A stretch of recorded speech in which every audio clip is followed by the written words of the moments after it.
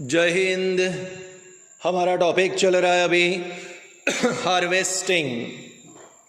हम लोग agricultural practices में अब तक जो पॉइंट्स देख चुके हैं वह है preparation of land, sowing, irrigation, weeding and protection and manures and fertiliser.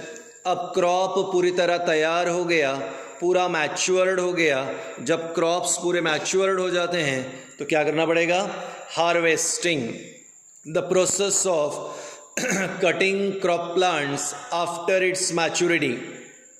The process of cutting of crop, the process of cutting of crop after its maturity is called as harvesting. तो जब crops पूरी तरह matured हो जाते हैं तब उन्हें cut करना पड़ेगा, और कट करने वाली प्रोसेस है यहाँ पे हार्वेस्टिंग। ठीक है, so the process of cutting of crop plant after its maturity is harvesting. अब हार्वेस्टिंग में हम दो मेथड यूज़ करते हैं, मैनुअल मेथड यानी बाय हैंड। तो हमारे फार्मर्स वर्कर्स को लगा के हाथ से ही सीकल से क्रॉप्स को कटवा लेते हैं। हाथ से कटवा लिया, मैनुअल मेथड। और दूसरा है बाय हार्वेस्टर। हार्वेस्टर एक मशीन होती है जो क्रॉप्स को काटने के लिए यूज़ की जाती है, तो हार्वेस्टर। अब दूसरा जो पार्ट है, क्रॉप कट गए तो क्रॉप कटने के बाद ग्रेन्स को अलग करना है।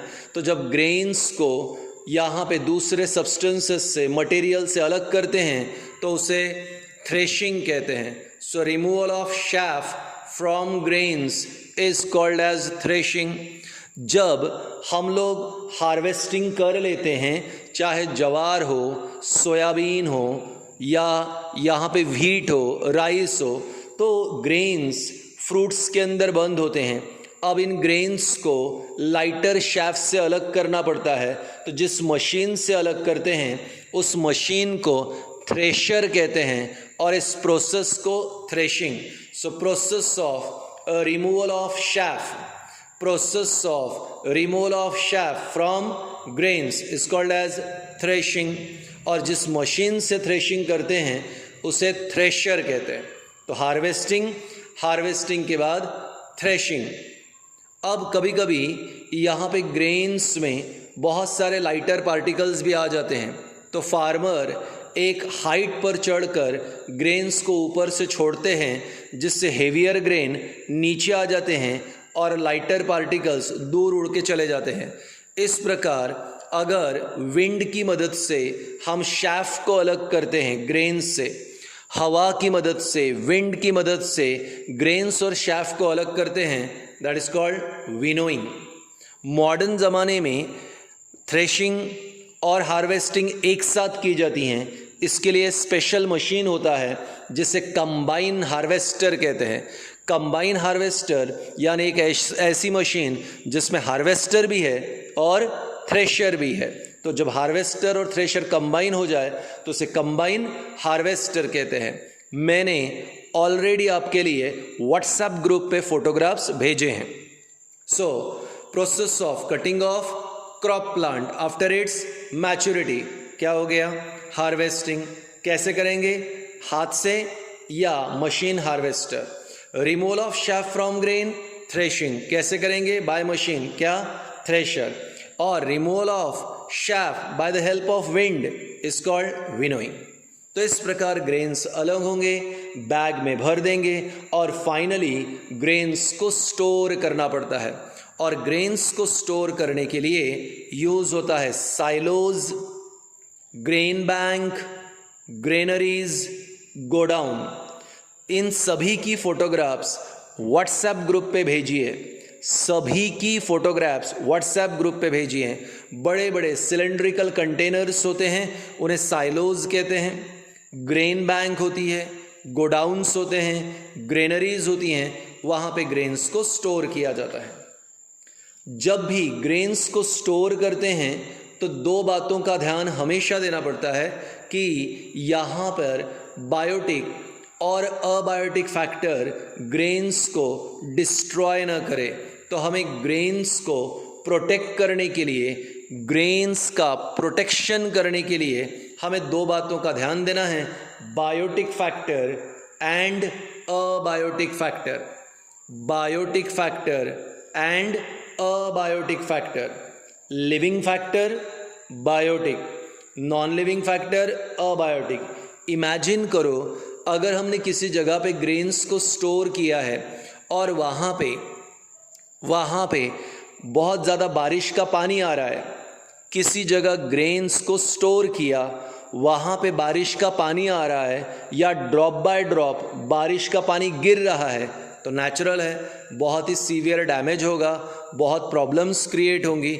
और यही वो रीज़न है कि बारिश का पानी न तो ऊपर से आए न ही नीचे से, यानी हमें ग्रेन्स को प्रोटेक्ट करना है फ्रॉम रेन।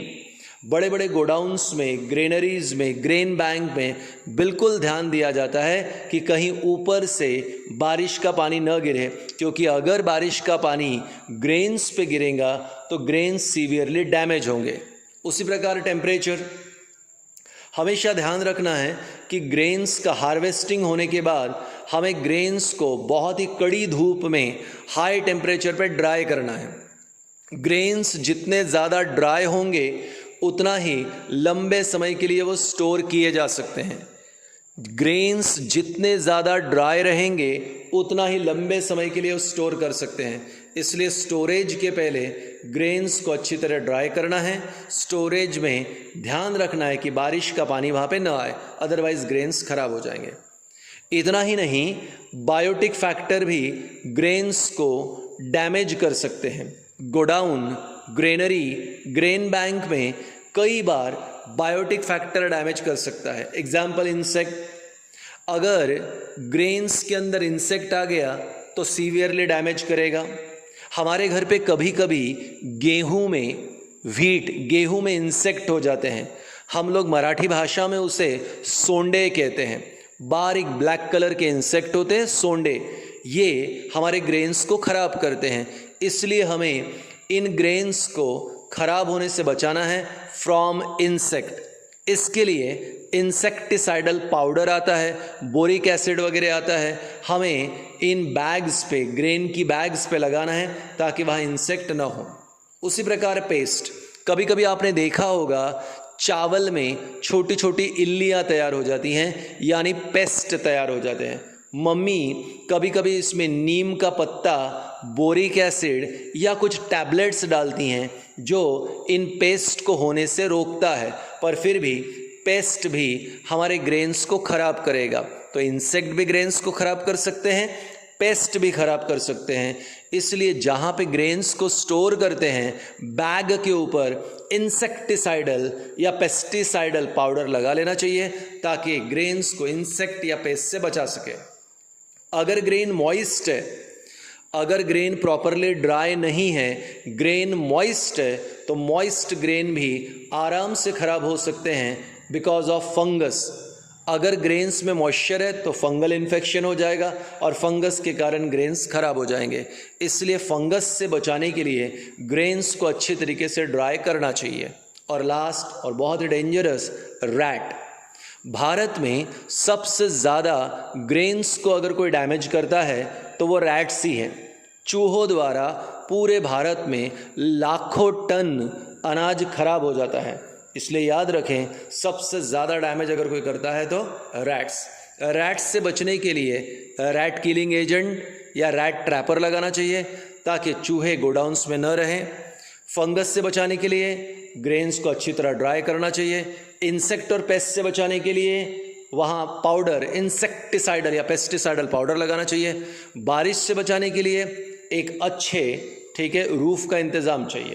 तो इन बातों का ध्यान रखें तो ग्रेन्स प्रॉपरली स्टोर रहेंगे, लंबे समय के लिए स्टोर किए जा सकते हैं। So these are the factors affecting storage of grains. कल होपफुली ये चैप्टर कंप्लीट हो जाएगा।